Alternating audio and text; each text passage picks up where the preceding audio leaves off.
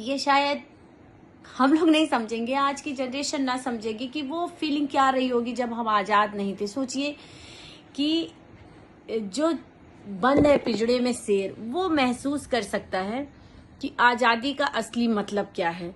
वो समझ सकता है कि आजादी है क्या।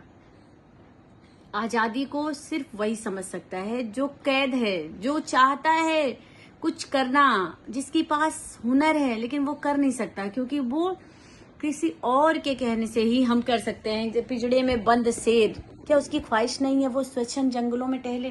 जिसकी दहाड़ से हम इतनी तेजी से डर जाते हैं, उसको हम देखने जाते हैं पब्लिक के साथ, क्योंकि वो चिड़ियाघर में कैद है।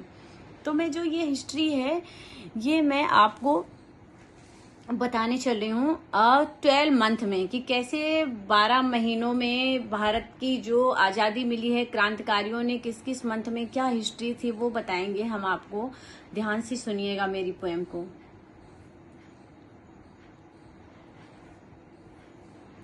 गांधी ने गोली खाई थी, देखा था जनवरी ने, फेंका था चंद्रशेखर ने खून फरवरी में, फेंका था चंद्रशेखर ने खून फरवरी में।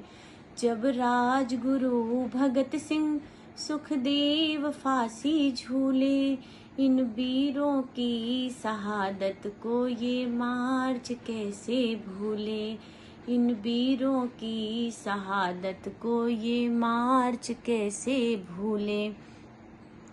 वो जलियांवाला बाग कांड अप्रैल ने निहारा, वो जलियांवाला बाग कांड अप्रैल ने निहारा।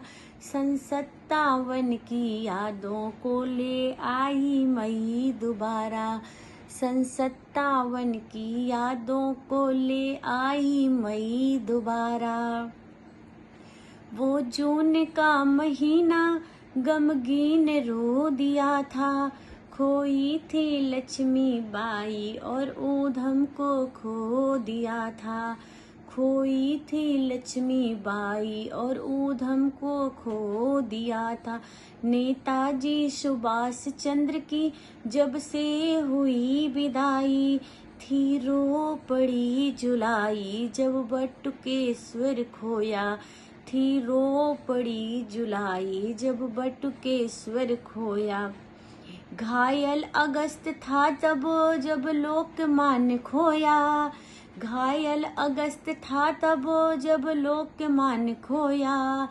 सितंबर भी सुन के तड़पा बंगाल का विभाजन, अक्टूबर में ही आया था साइमन कमीशन। माता की लाज रखने जब लाजपत गया था, एक घाव नवंबर में फिर हो गया नया था, एक घाव नवंबर में फिर हो गया नया था। दिसंबर फिर आ गया, दिसंबर फिर से वही कड़ी था, फिर आ गया दिसंबर फिर से वही कड़ी था। गोंडा जिले में फांसी झूला वो राजेंद्र लाहड़ी था, गोंडा जिले में फांसी झूला जो राजेंद्र लाहड़ी था। सोचो कितनी कुर्बानियाँ दी हैं उन्हीं को याद करने के लिए, याद करते हुए मैंने ये पोएम की। ये पोएम एक्चुअली मेरी लिखी हुई नहीं है, मैंने ये कविता सुनी थी और कहीं से लिखी हुई थी, और उस टाइम सुनी थी जब मैं ग्रेजुएशन में थी। मैं ग्रेजुएशन में थी 2006 में, मेरा BSc फर्स्ट ईयर था, उस टाइम की है। पर ये पोएम मुझे लर्न हो गई थी और मेरे मन में ऐसा बसा है कि जब भी इस टाइप से कोई ओकेजन होता है जो देश प्रेम के लिए होता है, तो मुझे हमेशा ये रिमेम्बर हो जाता है। और उन्हीं को याद करते हुए मैं उन सबको सत सत नमन करती हूँ। और आपको जय हिंद।